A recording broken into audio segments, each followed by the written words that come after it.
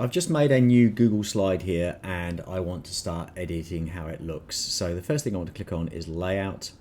If I click on layout, I can come down here to blank and I get a first blank screen. I can then click on my background. I can change my background color. I can change the gradient. So let's look at gradient. We can make a solid color. Let's click on gradient. I want to click on a custom gradient to see how the gradients work. I want to make sure that it goes from light to dark, so I'm going to click on here and choose the option for 270, so it goes light to dark.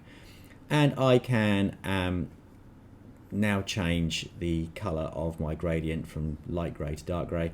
I'm here on the left hand side is the lightest of the two colors. I'm going to choose a custom color. I want to make it look light blue to dark blue, so I'm going to choose a nice light blue color. Click OK, and then I'm going to click on the darker color and do the same thing again. Click on custom, and I want to use my slider to go to a darker color and use the picker to get to a darker blue. That's what I want. Click OK.